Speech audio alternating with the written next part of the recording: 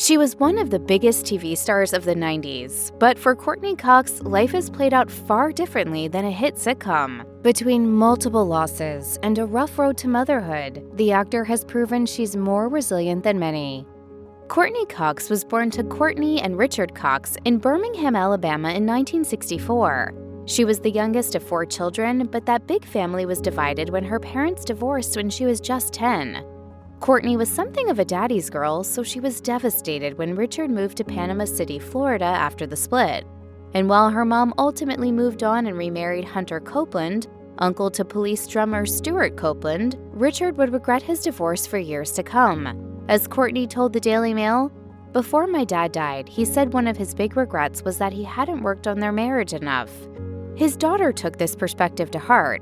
At the time of the interview, Courtney was married to her fellow Scream star David Arquette. She reflected, "I get shocked by people getting divorced all the time. That's why I choose to work on it." In 2001, Cox lost her father to a rare form of skin cancer known as Merkel cell carcinoma.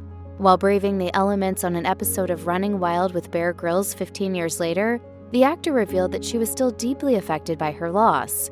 Speaking about Richard's final 18 months, Courtney told the host, "He just didn't want to go, so it wasn't like a surrender." After Richard's diagnosis, his daughter did everything she could to prolong his life.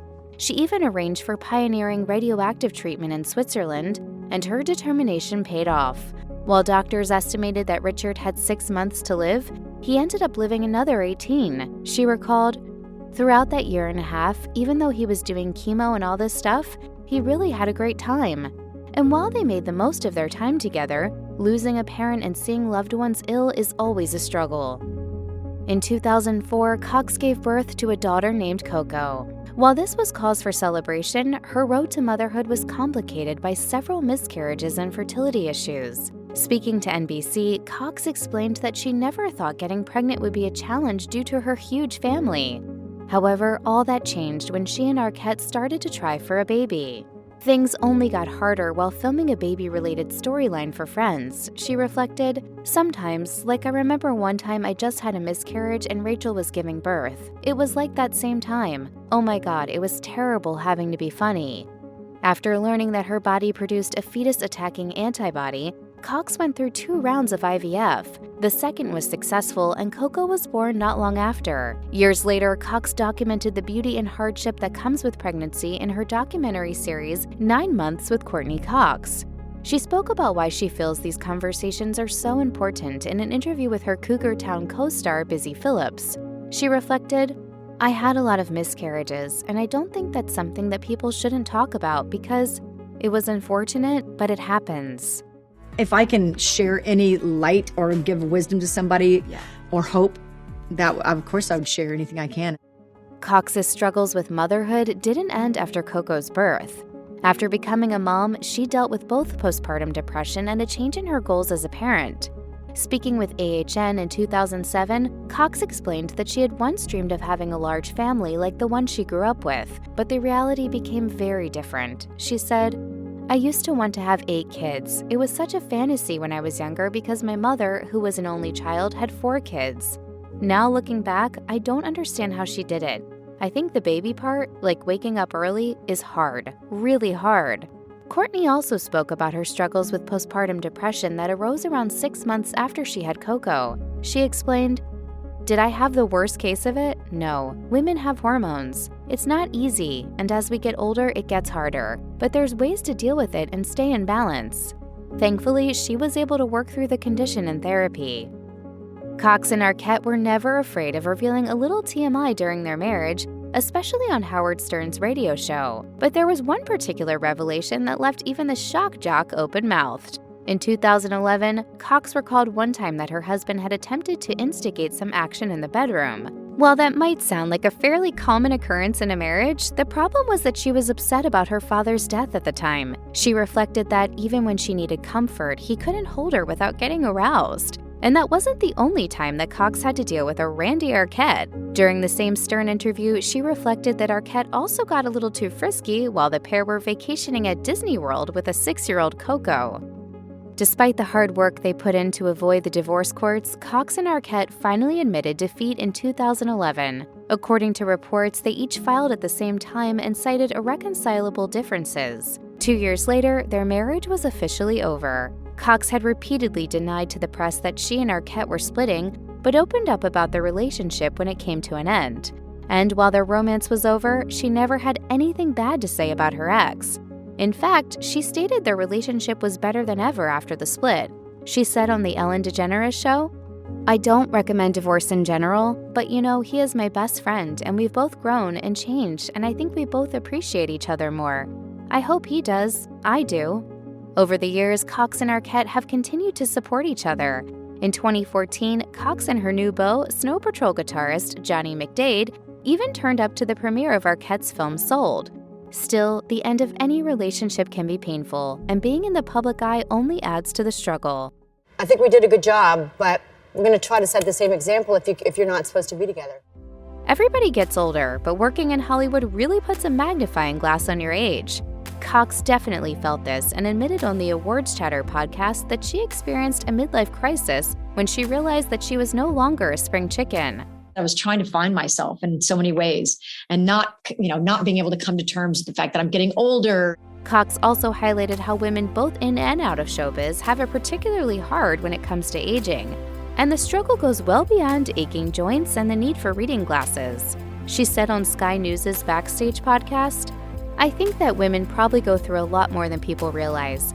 I mean, between menopause, depression, being a mom to teenagers, I think that we do go through a lot." Cox had previously spoken about aging while shooting Cougar Town in 2010. As she told Emmy Magazine, "1 second ago I was the youngest person on the set, and now I'm the oldest." Considering how often she's worried about aging, it's not surprising that Cox resorted to various cosmetic procedures to maintain a youthful appearance. Unfortunately, as she approached her 60s, she realized things had gone too far for her liking. In a 2023 chat with the Los Angeles podcast, Cox revealed that she regretted her use of facial fillers. In particular, she described how she realized work she thought looked good at first probably appeared a little off to others. Luckily, she was able to get the fillers dissolved. I think I messed up a lot, and now luckily I was able to reverse most of that, and now I'm actually just older. She got the work reversed in 2017, and she told the podcast she's much happier with how she looks now. On Los Angeles, Cox also revealed her appearance was impacted after she was diagnosed with hypothyroidism. Though she'd been dealing with the condition for a while, the medication she was on started causing hair loss. I've had it for so many years. Your body changes depending on, you just need to keep checking it. And though the hair on her head eventually started to grow back to normal, her eyebrow hair started shedding due to what she suspected was further over-medication. She sounded fairly lighthearted about the situation in the interview, but involuntarily losing any hair isn't exactly a cause for celebration. Luckily, she started seeing an endocrinologist and her eyebrows appear to have fully returned. Cox has played a lot of outgoing and confident characters, but her art hasn't always imitated life. In a 2023 interview with Marie Claire, the actor admitted that she used to be consumed by doubt. She said, "I used to do a lot of things out of fear, even making connections with people, checking in with people, not taking a chance, a risk." And while she's had an admirable career, that self-doubt may have cost her some serious roles. She told Express, "I always talked myself out of going in to read. I don't know if I had that much confidence. I was always thinking I needed to do something else, be more mysterious." Through therapy and reflection, Cox has become more confident in recent years. As she told Marie Claire, "I think whenever you give wind or air or attention to things, they do get bigger. Why stay in the past or project into the future?" And while that's a great way to live, it's hard not to wonder what she could have achieved if she'd come to that realization sooner. Thanks to her roles in Friends, the Scream franchise, Cougar Town, Shining Vale, and Dirt, it feels like Courteney Cox has been on our screens constantly since the mid-1990s. But she's admitted there was a period of her career where she felt that she'd fallen out of the mainstream. Speaking on the Just for Variety with Mark Malkin podcast, Cox explained that when Cougar Town ended in 2015, she felt her time in the spotlight was over. She explained, "I didn't feel very relevant at the time. I was focusing on something else. I was focusing on my relationship and didn't focus as much on the business side of things." Coming to terms with a shift like that after being in some of the biggest TV and film franchises of all time was surely a dark realization that wouldn't have helped her struggles with self-confidence.